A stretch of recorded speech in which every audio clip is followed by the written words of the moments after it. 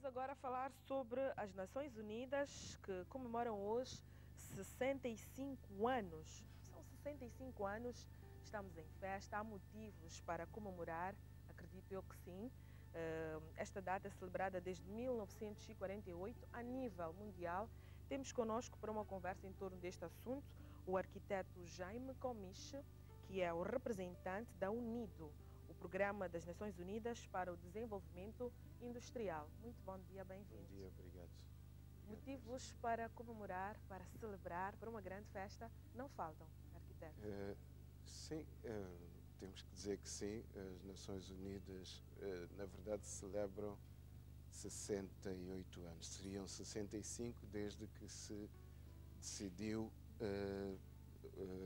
comemorar o 24 de outubro, mas na verdade as Nações Unidas foram estabelecidas em 1945, logo depois da Segunda Guerra Mundial. Pois é, 1945, portanto são 68 anos. Pois, sim, desde o início das Nações Unidas como as conhecemos hoje nos tempos modernos. Motivos para comemorar, sim, porque é uma data para celebrar. Gostaríamos que todos os povos do mundo e todas as pessoas em cada país pudessem de facto estar em ambiente e com emoções festivas, mas nós sabemos que infelizmente não é assim. Mas mesmo assim a comemoração é um ponto alto para nós transmitirmos as mensagens de paz, as mensagens de solidariedade e fazer lembrar qual é o papel das Nações Unidas. E qual é o papel das Nações Unidas? Não podíamos deixar passar esta oportunidade sem que perguntássemos isso.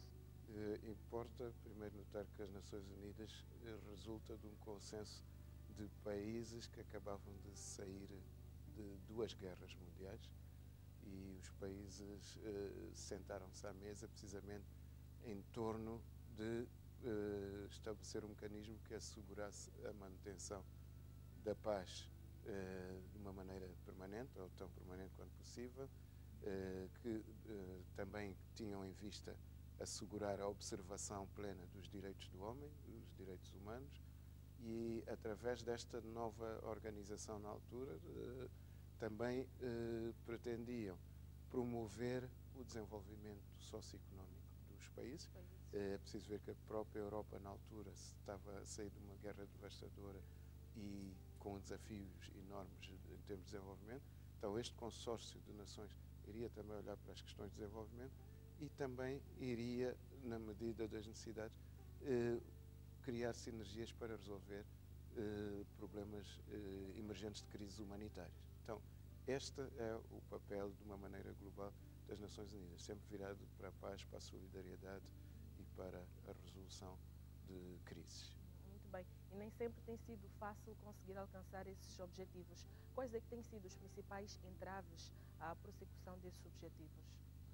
Bom, em geral, nós vemos que as Nações Unidas têm estado, ao longo dos anos, a tentar mudar de uma tendência de resolução e gestão de conflitos para uma tendência de promoção do desenvolvimento sustentável. Só que a prevalência de conflitos, a prevalência de desastres naturais, hoje em dia agravada pelas mudanças climáticas e por eventos do clima cada vez mais extremos, temos nos confrontado com uma sistemática distração em relação ao nosso propósito de desenvolvimento. Nós posicionamos nos países, o caso de Moçambique, nós estamos a cooperar com Moçambique logo depois da independência, em 1976, se não me engano, estabeleceu-se as Nações Unidas em Moçambique. E com o propósito de reforçar e estimular o esforço do governo para a promoção do desenvolvimento em todas as áreas, desde áreas mais técnicas, áreas de capacitação de quadros, reforçar o capital humano, reforçar a capacidade produtiva, reforçar e melhorar os indicadores de saúde e sanitários também.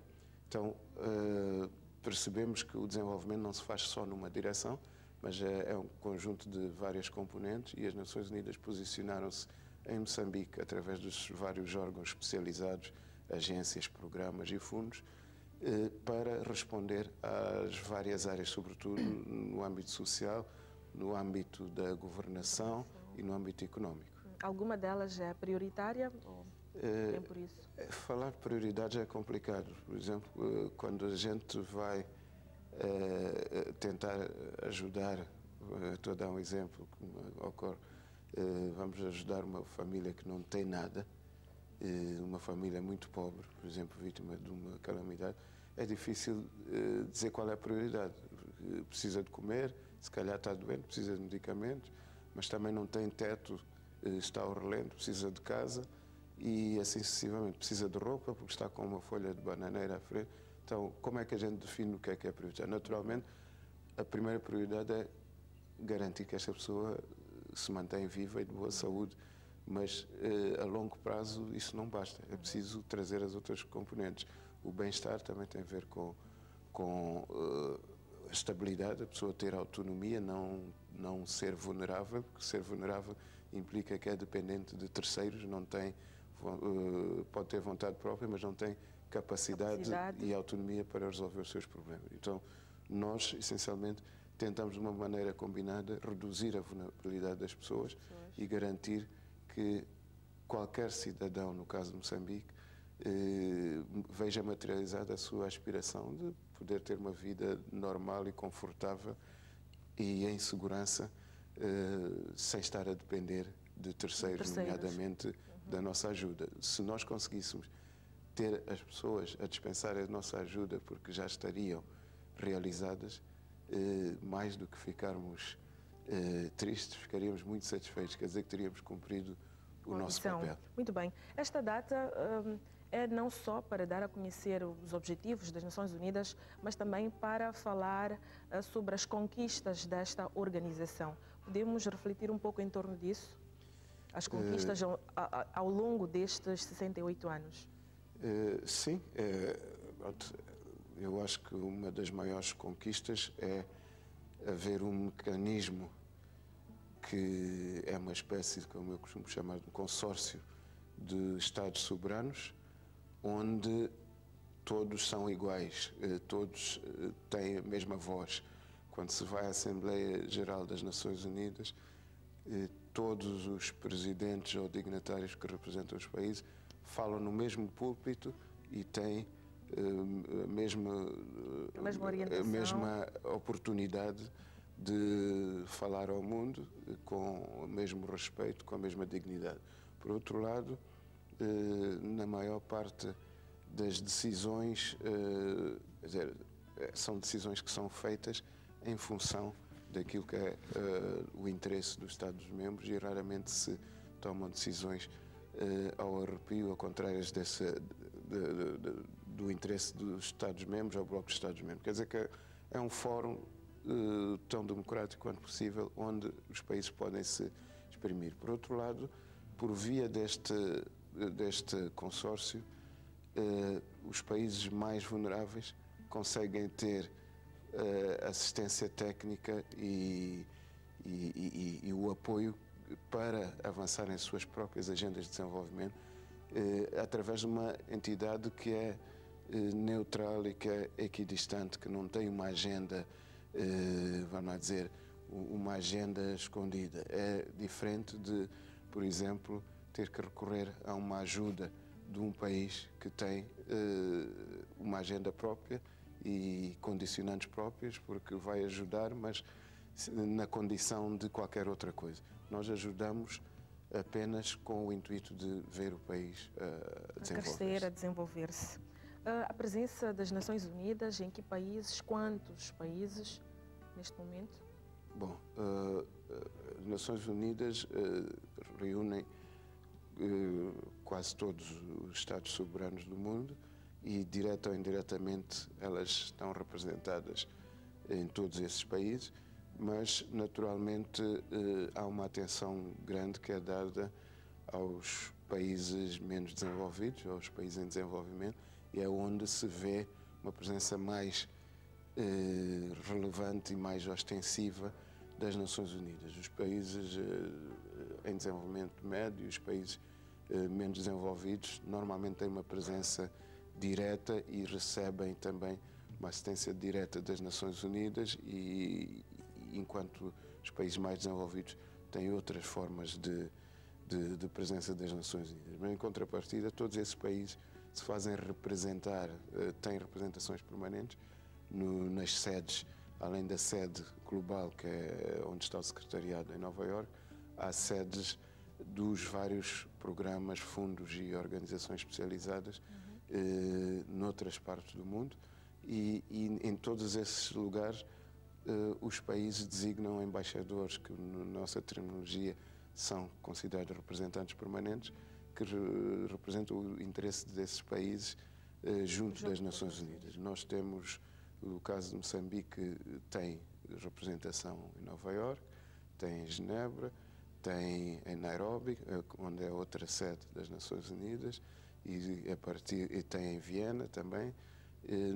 Em todos os países onde estão estacionados ou sediados organismos especializados, tem em Roma também, e então o interesse dos países é feito não só manifestado não só através da representação aqui no país onde as Nações Unidas estão a desenvolver atividade, mas também se faz sentir pela interação dos representantes permanentes com as sedes.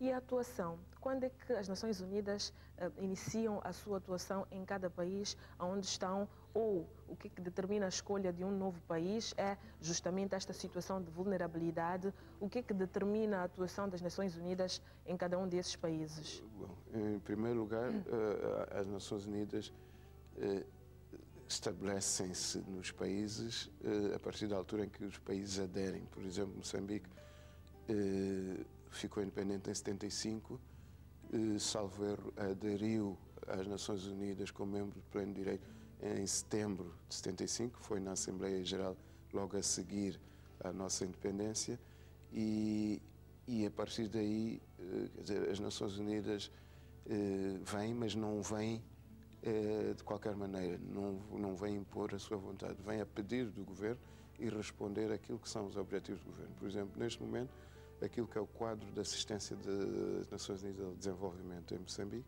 tem como pano de fundo o plano do governo e o PARP. Então, nós desenhamos a nossa intervenção, a nossa assistência em resposta àquilo que o governo planeou. Vamos ver onde é que estão os gaps, onde é que estão as lacunas que precisam ou de financiamento ou de assistência técnica, e é lá onde nós pomos a nossa ajuda.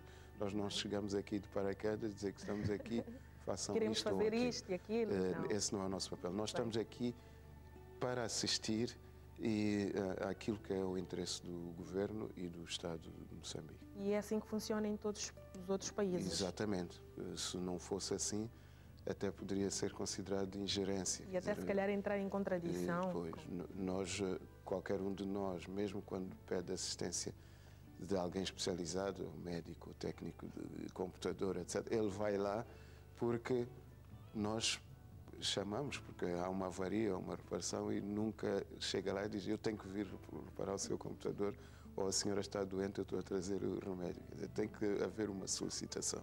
E é mais ou menos nestes termos que nós funcionamos, tentando responder a necessidades específicas, e quando é preciso também fazemos as intervenções, mesmo quando nos países onde forças das Nações Unidas, por exemplo, fazem a manutenção da paz, também é por acordo entre as partes e a pedido das partes que depois se mobiliza uma força de manutenção da paz que vai. Quando há assistência humanitária, há um desastre natural, o governo tem que pedir, tem que decretar o estado de emergência ou de alerta e solicitar explicitamente ajuda. Então aí vem o pessoal especializado dar essa assistência. É sempre na base de uma solicitação e de uma relação de cooperação, nunca de outra maneira. Muito bem. Que futuro é que se vislumbra para esta organização que está atualmente hoje, precisamente, a comemorar os seus 68 anos de existência e presente em vários países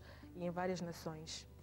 Bom, esta não é uma pergunta fácil, porque nós nunca sabemos o que é que vai acontecer no mundo amanhã. No dia seguinte. Nós, infelizmente, tentamos dar um cunho preventivo a tudo o que nós fazemos, tentando, em parceria com os Estados, definir cenários ideais de desenvolvimento, mas não controlamos os eventos, tanto de conflitos, desastres naturais, etc.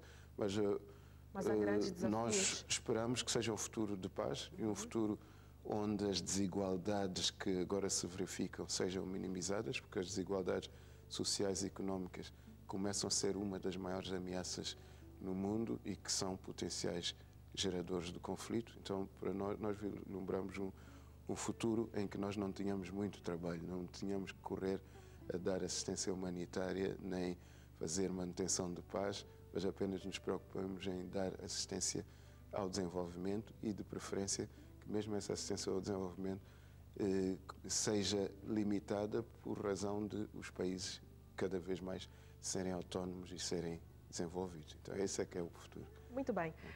Para terminar a nossa conversa, que atividades para a celebração desta data, este 24 de outubro? Bom, nós este ano, ao contrário do que é habitual, não vamos desenvolver nenhum ato central público. Nos anos anteriores, de facto, há sempre uma comemoração que termina com um evento público ou uma palestra ou uma recepção em que convidamos todos os nossos parceiros.